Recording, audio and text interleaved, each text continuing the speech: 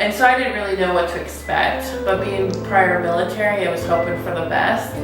And when they showed up that morning, the 8 of them, they were the best. So we were really lucky to have the best.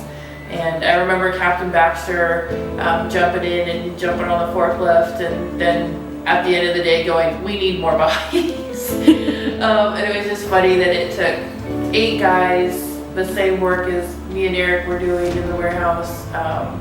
And it was funny to have them here, but we were lucky to have them.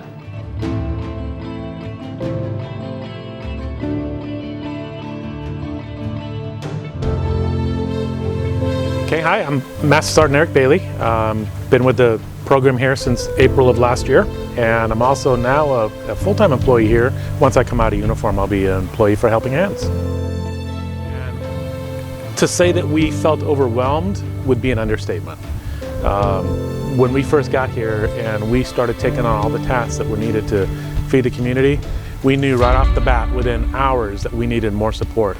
And we requested more soldiers to come and help us out, and we had more show up on the second week. So the first 8 that showed up on the 13th of April, we ended up doing everything for the entire week, and they were some long hours, long days. And what overwhelmed me was the fact of the need, how much need there was in the community. It was just overwhelming.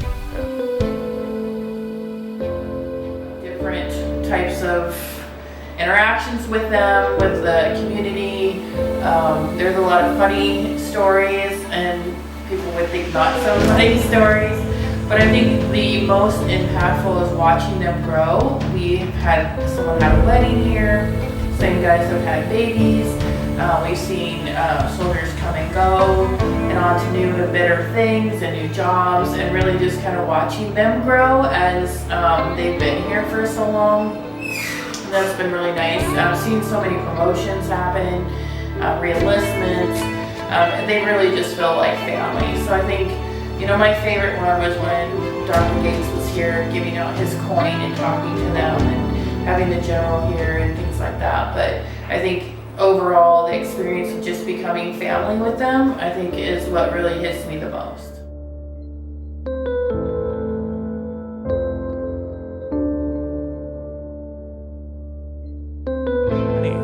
And the biggest thing is being out on the distribution site and just seeing the lineup of cars.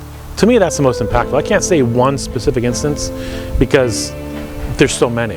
When you stand out there, you're not used to seeing the need in the community, and you're standing at the food pavilion parking lot and you're watching the cars line all the way down and around towards the Burger King, and we're at the far end of the parking lot. That tells me, the need is great.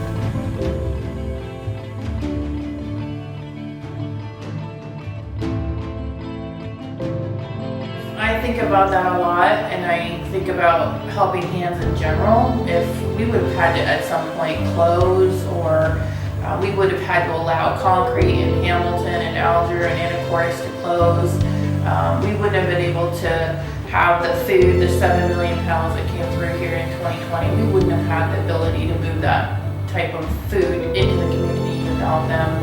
And I think about that is, what if we weren't here?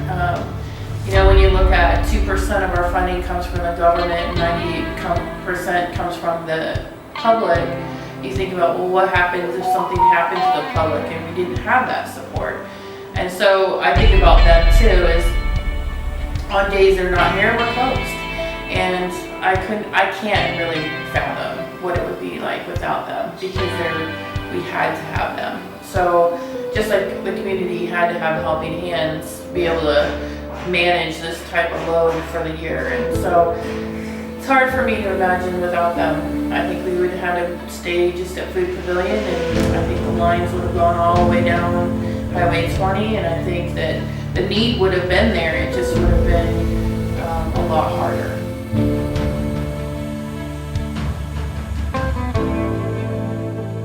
It's just knowing that it's cool to see the community come together. When, even though I'm wearing a uniform, I'm still a part of this community. I live here, I've raised my kids here. My kids have gone to school here. I've had many jobs within the community, and knowing that this is an impact that I'm having on my community, it's phenomenal. And that's what the Guard's all about. And that to me is a highlight of my career. I've been doing this a long time, and this has been the highlight of my career. Hi, my name is Julia Johnson, and I am the mayor of Sedro-Woolley. When I was approached to say a few words of thanks to the National Guard for all they have done over this year for Helping Hands Food Bank, I truly was at a loss to find those words that are meaningful. So I sat quietly for a few minutes, and these words came to mind. So I'm going to read them because I would like to share them with you. So any words that I could use to express my gratitude for myself and for the city of Sedro-Woolley would not be adequate. Quite simply, you're heroes. Countless lives have been touched. Children and families who would have gone unfed are being fed. You have provided a vital service for a vital need, proving yourselves beyond essential. So please, accept this heartfelt thank you, not just from myself, but from the city of Sedro-Woolley. You are more than appreciated.